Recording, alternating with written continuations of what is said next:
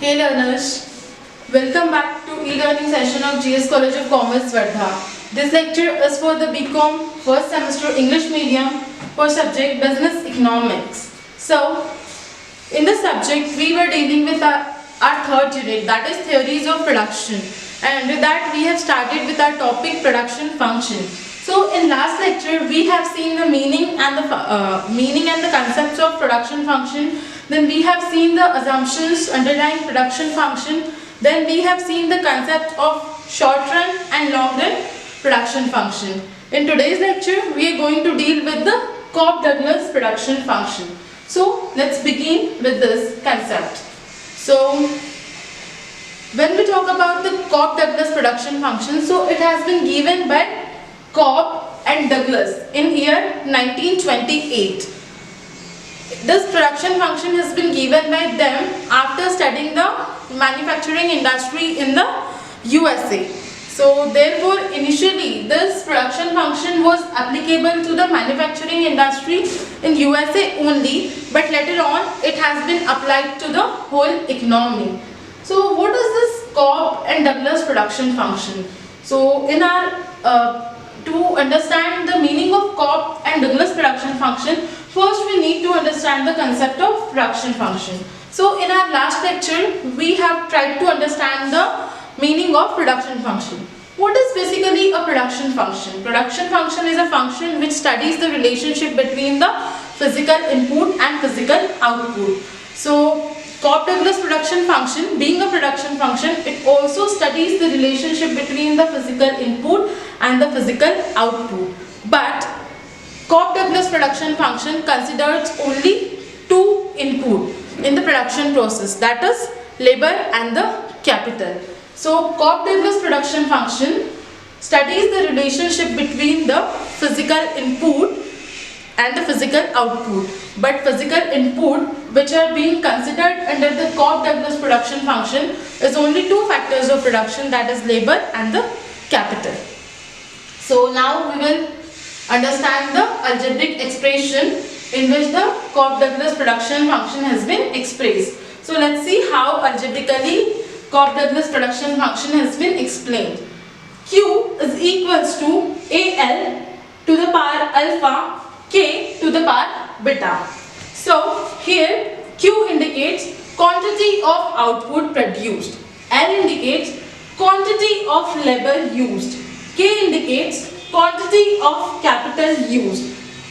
In some books you will find C instead of K, and C also refers to the same thing, that is quantity of capital used. Then here this A, alpha and beta refers to the positive constants. A is an efficiency parameter. Now what is meant by the efficiency parameter? A actually indicates to the state of technology being used in the production process. If this A is going to be higher, then there is going to be higher level of production with the given inputs. So A is the efficiency parameter which indicates the state of technology being used. Now take the general example. If at some place you are using an obsolete machine which is not trending, so if you are using that machine for the sake of production, so of course it will give you the less outputs, because there is going to be more wastage, it's going to be more time consuming. So due to all these reasons, that old and obsolete machine would give you the lesser amount of output. But instead of that old and obsolete machine, if you are using a new machine having the new technology, having the new features, so you will get production at higher speed and you will get more amount of production. Therefore, if the coefficient of this A is going to be higher, then there is going to be higher production with the given amounts of input. So A refers to the efficiency parameter, which refers to the state of technology being used. Then alpha and beta. When we talk about this alpha and beta, so it refers to the distribution parameter. Now what is this distribution parameter? So here we say that some inputs are being used in the production process, right? So this alpha and beta shows the relative factor share in a product.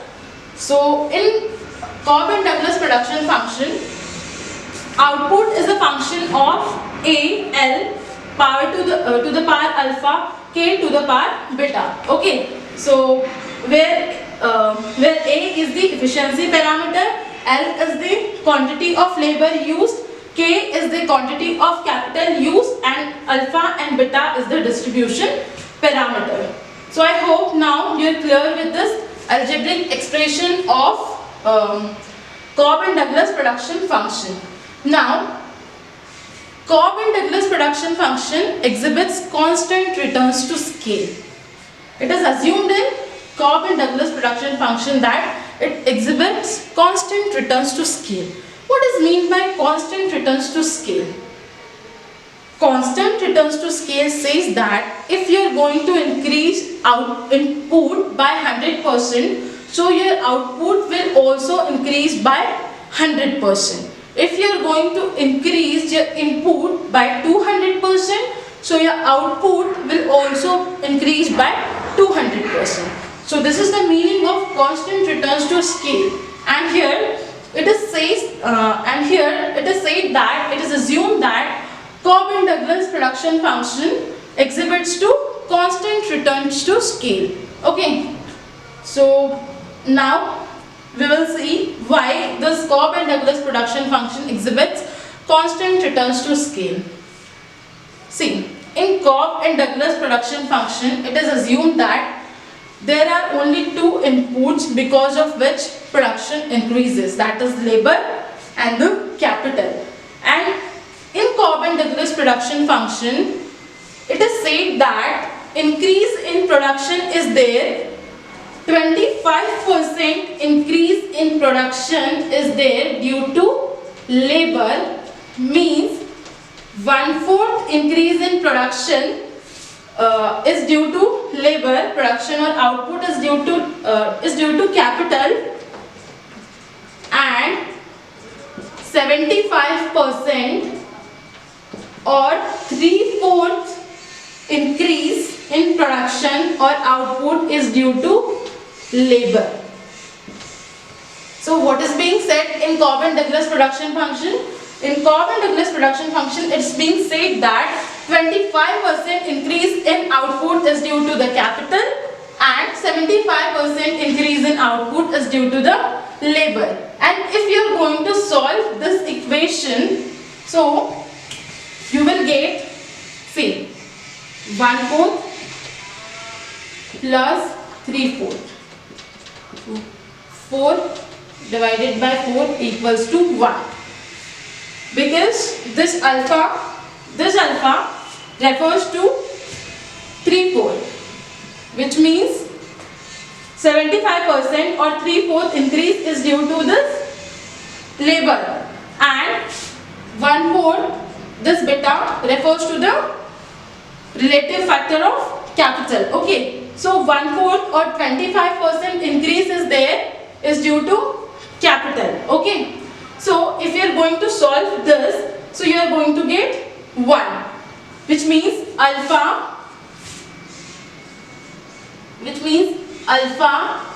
plus beta is equals to 1, and therefore whenever the value of alpha plus beta is equals to 1, so there is constant returns to scale.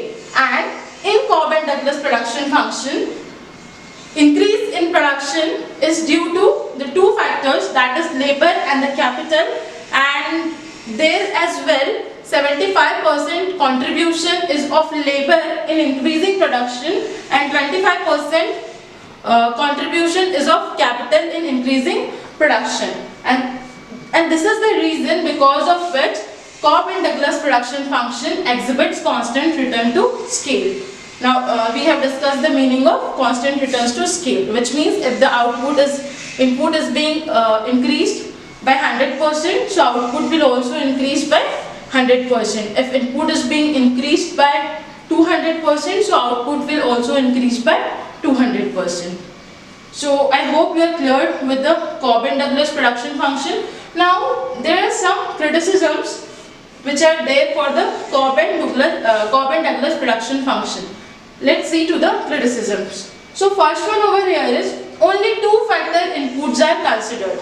See, when we talk about any production process, so there are many inputs which plays equal role in increasing the production, in increasing the efficiency of production.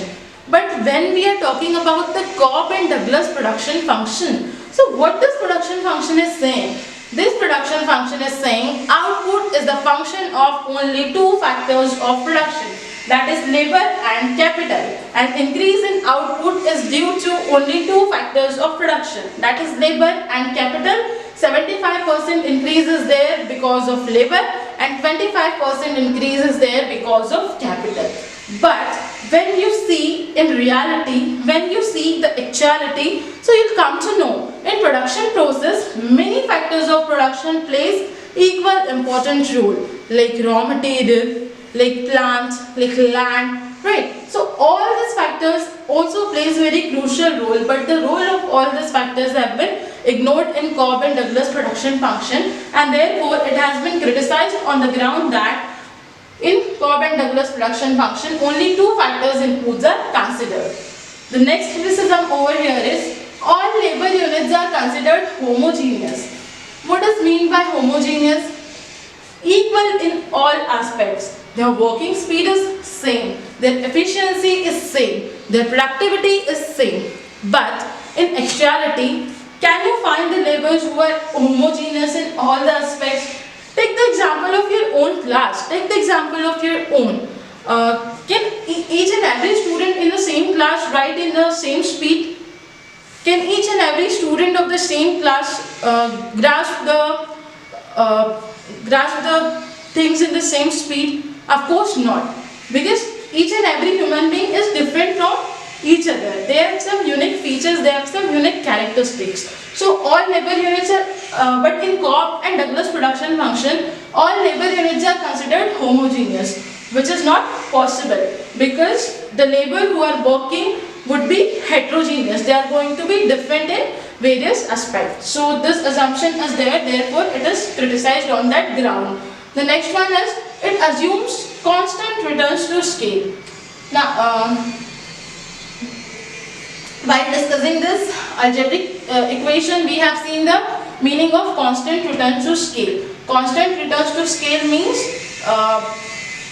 whatever changes you are going to make in input, same proportional change is going to be there in your output. Like if you are going to increase your input by 100%, so your output will also increase by 100%. But in actuality, there may be increasing returns to scale or diminishing returns to scale. It's not always possible to have constant returns to scale. Why? Because suppose your production is increasing, okay, and now you're requiring more raw material and you're producing the more units, so your fixed cost will also decrease. You are purchasing raw material in bulk quantities, so of course you're going to get more discounts. So in this case, you will have the increasing returns to scale, means your output will increase, proportional increase in your output is going to be more than the increase in your input. So there can be either increasing returns to scale, or after a certain point of time there may be the diminishing returns to scale in the production. But Cobb-Douglas production function assumes that there is only constant returns to scale, and therefore it is criticized on this ground. The next one is it assumes perfect competition in factor market. See, when we talk about the perfect competition, so perfect competition does not exist in reality. It is a myth. Whereas this Cobb-Douglas production function is based on the assumption of perfect competition, which is one of the criticisms of Cobb-Douglas production function. So today we have understood the concept of Cobb-Douglas production function, and it is important from the examination point of view. It can be asked for the 4 marks question, short answer questions. So keep watching the videos. In case you are going to have any doubt, So please get it cleared by putting your queries on WhatsApp group or by putting your queries on my personal WhatsApp chat. And from 15th, I hope you all are coming to college. So in college as well, you can get your queries cleared. So till then, keep watching the videos. Stay tuned to us. Thank you.